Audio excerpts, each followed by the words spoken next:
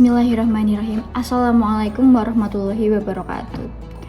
Alhamdulillahirabbil alamin wassalatu wassalamu ala asrafil anbiya'i wal mursalin sayyidina wa maulana Muhammadin wa ala alihi wa ashabihi ajmain amma ba'du.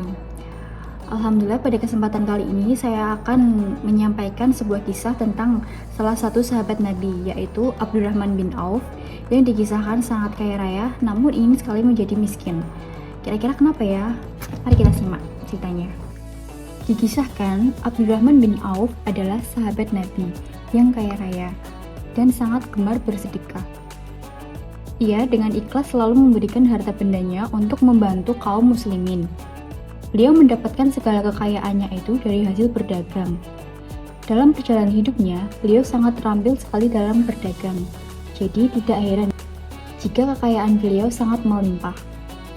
Abdurrahman bin Auf kemudian mengenal Islam dari dakwah yang dilakukan oleh Abu Bakar As-Siddiq yang saat itu ada di kotanya, yaitu Mekah. Dari situlah beliau masuk Islam dan tekun mempelajari agama Islam, mengikuti ajaran yang disampaikan Rasulullah SAW dan mengamalkannya. Salah satu amalannya adalah bersedekah dan berbagi. Walau sebelum masuk Islam, Abdurrahman bin Auf memang suka berbagi. Kemudian Abdurrahman bin Auf ikut serta dalam hijrah Rasulullah ke kota Madinah. Sebagai seorang kaum muhajirin, ia meninggalkan seluruh harta dan bendanya di Mekah. Semua ia tinggalkan dan ia sedekahkan. Semua itu dia lakukan dengan ikhlas agar dapat terus bersama Rasulullah SAW kemanapun ia pergi. Di Madinah, Nabi Muhammad SAW mempersaudarakan kaum muhajirin dan kaum ansor. Nah, Abdurrahman bin Auf ini dipersaudarakan dengan Sa'ad bin Ar-Rabi. Orang Ansor itu sangat senang dengan persaudaraan ini, sampai-sampai ia menawarkan seluruh harta bendanya ke Abdurrahman bin Auf. Tetapi beliau menolak dengan lembut dan rendah hati.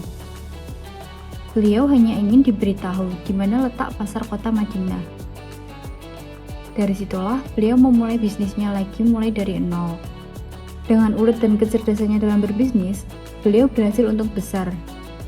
Tetapi, beliau punya satu kekhawatiran dalam hatinya, yaitu tentang sabda Rasulullah SAW yang berkata, Abdurrahman bin Auf akan masuk surga dengan cara merangkak, karena ia terlalu kaya. Tentunya Abdurrahman bin Auf takut, karena alasan Rasulullah SAW mengatakan itu adalah proses hisab yang lama, karena setiap detail kecil hartanya akan dipertanggungjawabkan di akhirat nanti. Tetapi karena ada rasa kekhawatiran ini dan juga karena mengharap ridho dari Allah Subhanahu wa taala, beliau terus bersedekah dengan jumlah yang sangat-sangat besar. Waktu terus berjalan dan beliau terus saja memikirkan sabda Rasulullah itu di hatinya. Bahkan ada keinginan di hatinya untuk miskin saja. Jadi ia tidak perlu waktu lama untuk masuk surga. Tetapi entah mengapa usahanya malah berjalan sangat lancar, dan semakin khawatirlah hati Abdurrahman bin Auf.